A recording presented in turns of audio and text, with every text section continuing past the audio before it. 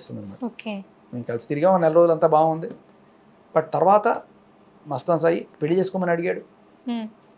పెళ్లి చేసుకోమని అడిగినప్పుడు కొడుకున్నాడు కదా, భార్య ఉంది కదా అంటే భార్యతో సపరేట్ అయిపోయాను.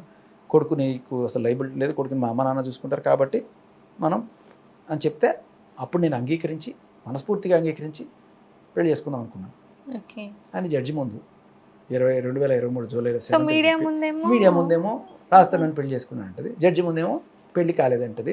అండ్ మస్తాన్ సాయిని పెళ్లి కాలేదు, పోనీ లివిన్ అయినా అనుకోవచ్చు కదా మనం. లివిన్ అయినా కూడా ఎట్లా ఒప్పుకుంటాం? ఇప్పుడు మస్తాన్ సాయిని పెళ్లి చేసుకున్నాను ఎలా ఒప్పుకుంటుంది? అవును. సో అది ఒప్పుకుందంటేనే దాని అర్థం వాళ్ళ మధ్య ఎప్పుడో కట్ అయిపోయింది. ఓకే. ఇది ఇదంతా ఒక జగన్ డ్రామా అన్నట్టు ఇంకా. డ్రామా, ఇంటి కోసం ఆడే డ్రామా. ఓకే. ఇప్పుడు అదే మస్తాన్ సాయితో 2027లో 23 ఏప్రిల్లో చెప్పింది. ఇది దాంట్లో ఇంకా చాలా చెప్తుంది. ఓకే.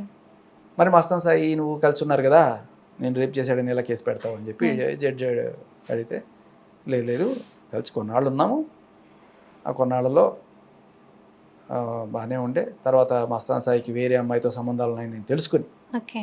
అతన్ని దూరం పెట్టాను. అయినా కూడా అతను నన్ను వెంబడబడుతూ నన్ను వేధించసాగాడు.